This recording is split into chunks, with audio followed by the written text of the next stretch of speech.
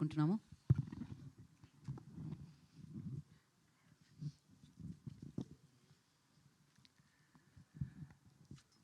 సభా సరస్వతికి నమస్కారం.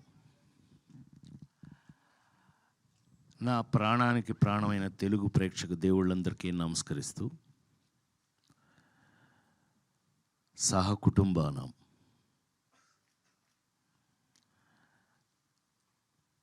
పద్మశ్రీ డాక్టర్ బ్రహ్మానందం గారు మాట్లాడిన తర్వాత నాలాంటి వాళ్ళు మాట్లాడటం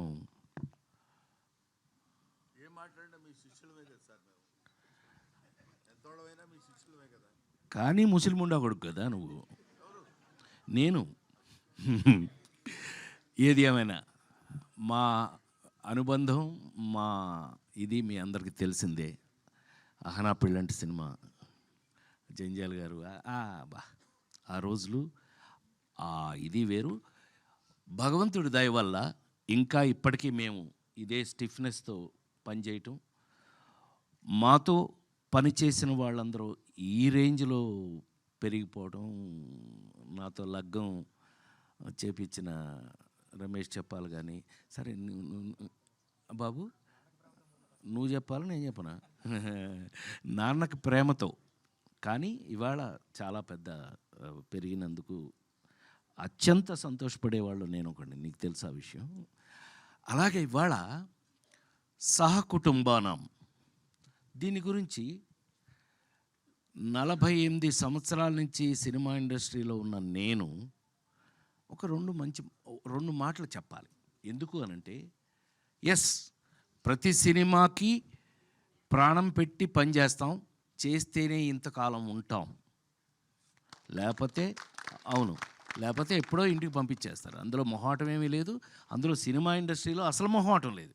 ఏం బ్రహ్మం, ఈ సినిమా ఇండస్ట్రీలో నువ్వు చూస్తున్నావు, నేను చూస్తున్నాను, జీవితంలో అంత ఈజీ కాదు. కానీ ఇంతకాలం వరకు కూడా మేము ఇంకా ఈ ఇండస్ట్రీలో మీ ముందు సహకుటుంబం అంటే బ్రహ్మం ఏదో చెప్పడానికి ట్రై చేశాడు కుటుంబం అని.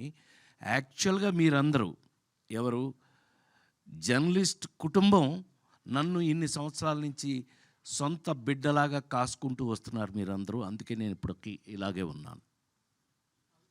చప్పట్లు కొట్టచ్చు. కొంచెం అందరూ షాక్ అయ్యారులే, అది విషయం.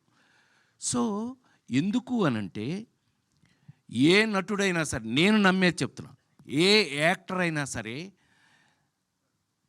లాంగ్ ఇన్నింగ్స్ 100 సెంచరీలు 200 సెంచరీలు కొట్టాలి అనంటే లాంగ్ ఇన్నింగ్స్ ఉండాలి అనంటే కనుక అది కేవలం నటులు కాదు, వాళ్ళు వేసే పాత్రలు, ఆ క్యారెక్టర్స్ గుర్తుంటేనే వాళ్ళు ఉంటారు, ఇక్కడ ఉంటారు. నాకు తెలిసి మరి ఇప్పుడే బ్రహ్మం గురించి మాట్లాడుతూ అహనా పెళ్ళంట దగ్గర నుంచి ఇవాళ మొన్నే మీరు చూసిన మాస్ జాతర వరకు కూడా పనిచేస్తూనే ఉన్నాను. నాకంటూ ఒక పాత్రలు రాస్తూ ఉన్నారు.